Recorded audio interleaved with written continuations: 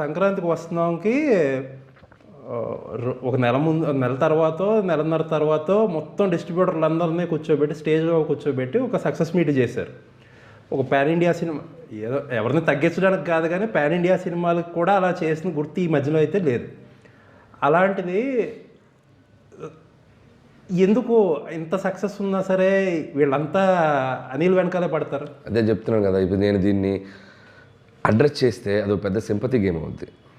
నేను అడ్రస్ చేయదలుచుకోవాలి. దీని అడ్రస్ నేను చేశాను అనుకో, that might be a sympathy. ఓ నేను ఏదో దాన్ని వాడుకొని సింపతి గెయిన్ చేయాలంటే నాకెందుకు? మన వర్క్ని ఆడియన్స్ అప్రిషియేట్ చేస్తున్నంత కాలం సో యూ కాంట్, ఇవన్నీ మనం పట్టించుకోవాల్సిన పని లేదనేది నేను ఫస్ట్ నుంచి మోటో. కాకపోతే మీరు అన్నట్టు ఈ మొబైల్ వల్ల అప్పుడప్పుడు కొద్దిగా హ్యూమిలేషన్, డిమోటివేషన్ ఉంటుంది. కానీ మీరు ఎందుకు వదిలేరు ఈ సోషల్ మీడియాని? ఎందుకంటే మీ ఆడియన్స్ అక్కడ లేరు, మీ వాళ్ళు ఎందుకు ఉన్నారు. అదే చాలా చిన్న ఇక్కడ ఒక గిమ్మిక్ ఉంది, చెప్తాను మీకు. ఆడియన్స్ ఉన్నారు. ఎక్కడున్నారు? యూట్యూబ్లో ఉన్నారు, యూట్యూబ్ షార్ట్స్లో ఉన్నారు, అండ్ ఫేస్బుక్లో ఉన్నారు, అండ్ ఇన్స్టాగ్రామ్స్లో ఉన్నారు. అదే ట్విట్టర్లో ఎత్తుకుంటారు. ట్విట్టర్లో కూడా ఉన్నారు. అంటే ఇన్స్టాగ్రామ్లో కూడా నెగిటివ్ చేసేవాళ్ళు ఉన్నారు, అన్ని చోట్ల ఉంటారు తిట్టేవాళ్ళు. బట్ కంపారిటివ్లీ మన కంటెంట్స్, సినిమా ప్రమోషన్ని రీచ్ చేయాలి. That's my job. నేను ట్విట్టర్ యూజ్ చేస్తుంది for my promotion, for my content. నేను తీసిన ప్రొడ్యూసర్. దానివల్ల మీ మెంటల్ హెల్త్ డిస్టర్బ్ అవుతుంది కదా అన్నెసరీగా. అంత మెంటల్ హెల్త్ డిస్టర్బ్ అయ్యేంత డిస్టర్బెన్స్ ఏమి నాకు కనబడట్లేదు. అందుకే బేర్ చేస్తున్నా. సో అది నేను కదండి, అది టార్గెటెడ్ అని మనకు తెలిసినప్పుడు దాని గురించి ఆలోచించాల్సిన పని. కాకపోతే ఈసారి ఒక గుడ్ థింగ్ ఏంటంటే, మీ ట్రైలర్ రిలీజ్ అయ్యాక బాగాలేదురా అని అని అంటారు చూసారా, అయినా కొట్టేస్తాడు వీడు, మళ్ళా కొట్టేస్తాడు అంటున్నారు.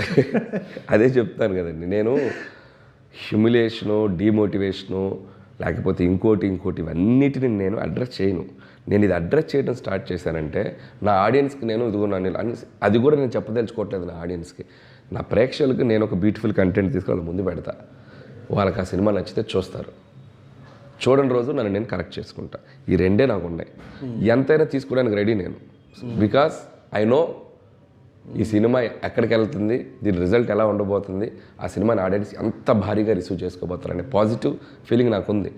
అలా ఉన్నప్పుడు ఇది చాలా చిన్నగా కనపడుతుంది నాకు. అందుకే నేను ఇప్పుడు ఎందుకు అందరితో సరదాగా ఉంటా, అందరితో నవ్వుతూ ఉంటా, అందరితో మాట్లాడతా, హ్యాపీగా ఉంటా. బట్ నాకు అగ్రతాంబూలం ఇవ్వాల్సింది ఎవరు? సినిమాని చూసే ప్రేక్షకులు. నా సినిమాని అసలు చూడకుండా నేను 24 గంటలు తిట్టేవాళ్ళు నాకు అగ్రతాంబాలు ఇవ్వాలని నేను ఎందుకు కోరుకోవాలి? వద్దురా బాబు, మీరు తిట్టుకోండి.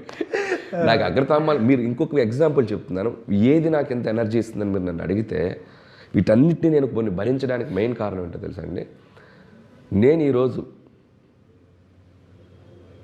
ఒక జనంలోకి వెళ్తే, ఒక మాల్స్కి వెళ్ళినా, లేకపోతే ఒక పబ్లిక్ ఫంక్షన్కి వెళ్ళినా, లేకపోతే ఒక తిరుపతి లాంటి ఒక దేవస్థానానికి వెళ్ళినా, చిన్న పాప నుంచి 6 ఏళ్ల పాప నుంచి 65 ఏళ్ల బామ్మ వరకు ఆప్యాయంగా, అఫెక్షన్గా వాళ్ళ ఇంట్లో ఒక మనిషిలా నన్ను పిలిచి పలకరించి చెయ్యిలా పట్టుకొని, నీ సినిమాలు చాలా అద్భుతంగా ఉంటాయి నాన్న, నీ సినిమా ఎప్పుడు వస్తుంది మేము చూస్తూ ఉంటున్నారు.